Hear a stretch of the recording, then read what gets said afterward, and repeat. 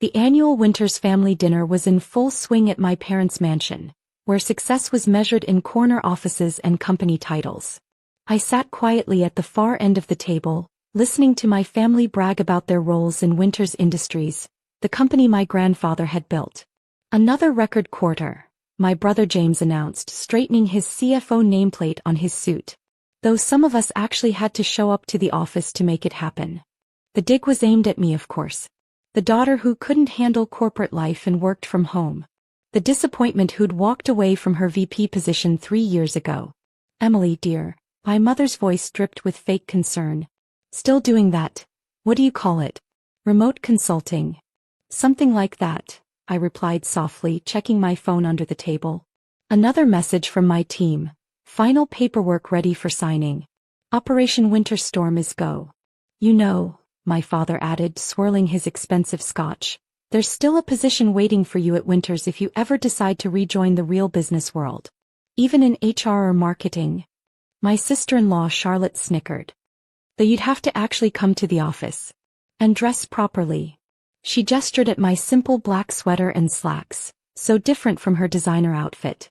If they only knew I was wearing the same outfit I'd worn while negotiating the secret purchase of their company's controlling shares. "I'm comfortable working from home," I said mildly. "It suits my style." "Style?" James laughed. "Running some little online business is hardly style, sis. While you're playing entrepreneur, we're running a billion-dollar company." I bit back a smile, thinking of the documents waiting for my signature.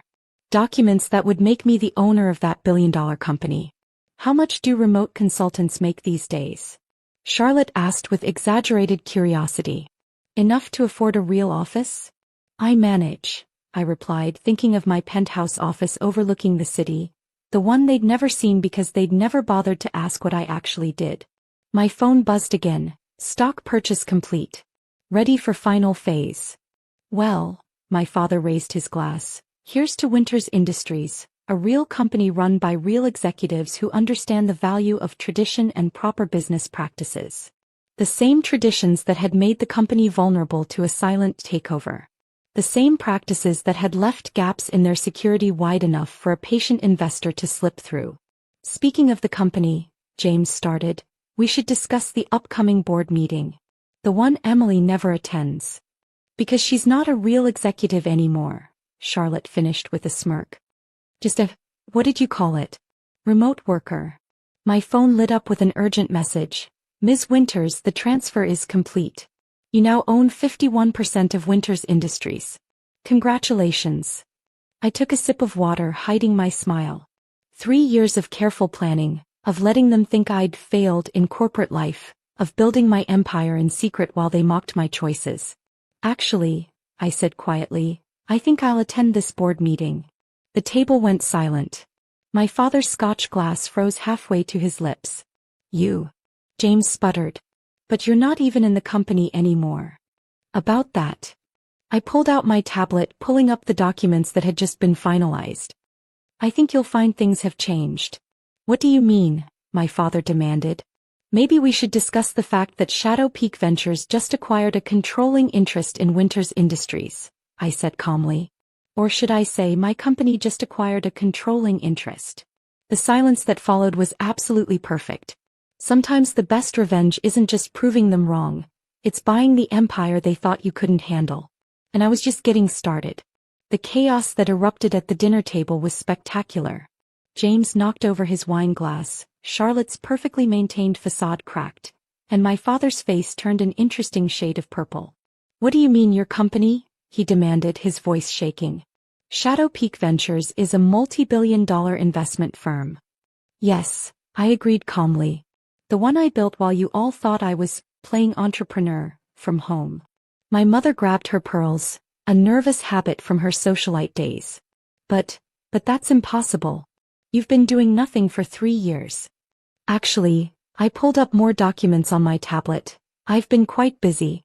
Building an investment empire, acquiring undervalued companies, and watching Winters Industries make exactly the mistakes I knew you'd make." James stood up so quickly his chair toppled backward. "This is a joke." "Has to be. Shadow Peak is run by E.W. Stone. By professional name," I smiled. Did none of you ever wonder what these stood for? Emily Winterstone. I took Mom's maiden name for business. Didn't want any family connections clouding my success. My phone buzzed again. Legal team ready to proceed with management changes. Charlotte's designer heel tapped nervously against the marble floor. But you work from home. In sweatpants. You missed the last 3 charity galas. Because I was in Tokyo closing a $1 billion deal, I replied. Amazing how much work you can get done when you're not worried about being seen at the right social events. Daddy, James turned to our father desperately, do something. She can't just take over. My father was staring at his phone, no doubt seeing the flood of urgent messages from the board. It's legal, he whispered. She really did it. She bought us out right under our noses. While you were all laughing about my little online business, I added, I was building something bigger than Winters Industries could ever be. Shadow Peak Ventures owns companies across 3 continents. Winters is just the latest acquisition. But why? My mother asked, her voice small. Why didn't you tell us? I leaned back, remembering all the family dinners where they'd belittled my choices, all the snide remarks about working from home, all the times they'd dismissed my success because it didn't fit their corporate mold. Because, Mom, you never asked. You were all too busy assuming I'd failed to notice I was succeeding. Too focused on corner offices and designer suits to see that real power doesn't need to show off. My phone lit up with another message. Board members requesting emergency meeting. Rumors of management changes causing panic. Now, I stood up, smoothing my simple black sweater. I have a company to run. Several, actually.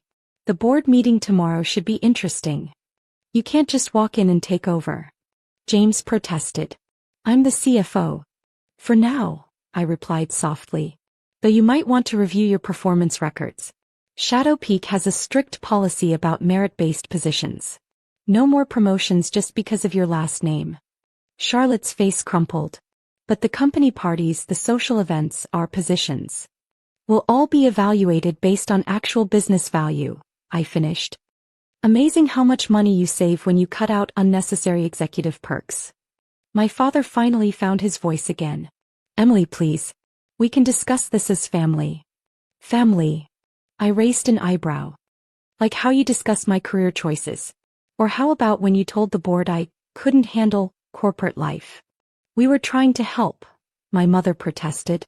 No, I corrected her gently. You were trying to control.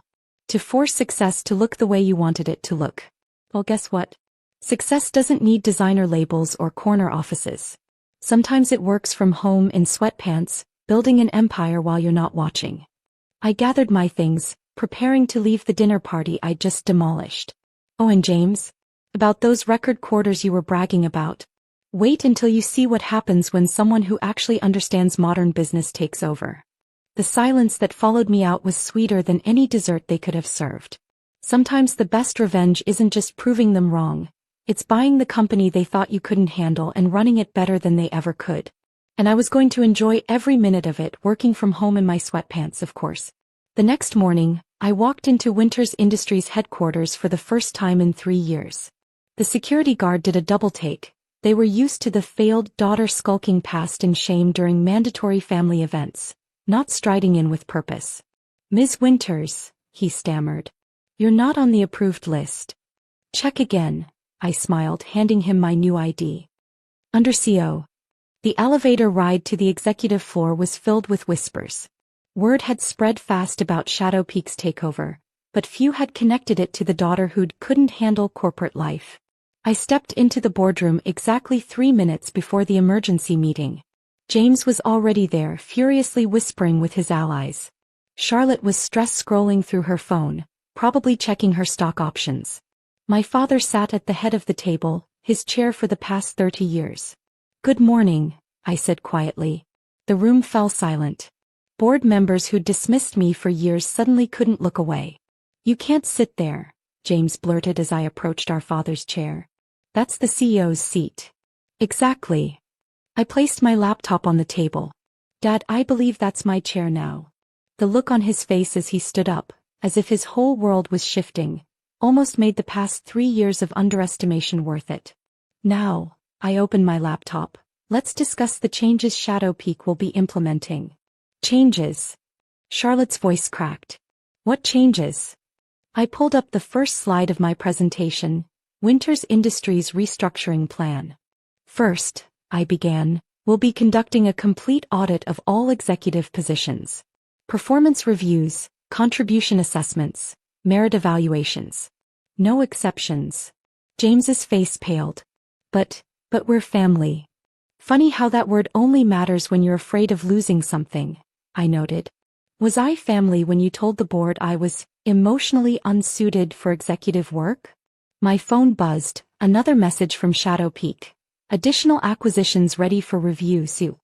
Second, I continued, all executive perks will be immediately suspended pending review. That includes the private jets, the business development, spa retreats, and yes, Charlotte, the monthly shopping allowance. She actually gasped. Third, we'll be implementing a modern work structure. Including, I paused for effect, remote work options for all qualified employees. But that's not how business is done, my father protested. No, I corrected, that's not how you did business. While you were all clinging to outdated traditions, I built a global company without ever needing a corner office. Turns out success doesn't require a designer suit and a mahogany desk. I pulled up the next slide, Shadow Peak's portfolio. The room went quiet as the numbers appeared. That's billions, one board member whispered. All built from my home office, I confirmed. The one you all mocked. Amazing what you can accomplish when you're focused on results instead of appearances. My father slumped in his new non-CEO chair. Why didn't you tell us? All this time. Would you have listened? I asked quietly. Or would you have tried to force me to do it your way? Sometimes the best path to success is letting people underestimate you until it's too late. My phone lit up again. Global partners notified of management change. Stock up 30%. Now, I stood up, smoothing my simple black sweater. I have an empire to run. Those who want to be part of Winters Industries' future can adapt to our new merit-based culture. Those who don't. I glanced at James and Charlotte. Will find their severance packages generous. As I walked out of the boardroom, my boardroom now, I couldn't help but add one final touch. Oh, and James, the coffee machine in the break room needs refilling. Since you might need to learn some new skills. The look on his face was priceless. Sometimes the best revenge isn't just taking over the family empire. It's showing them that success doesn't need their approval to change the world. And I did it all from my home office in comfortable clothes, building something bigger than their traditions could ever imagine. Because sometimes, the biggest power move is letting them think you've failed until you own their definition of success.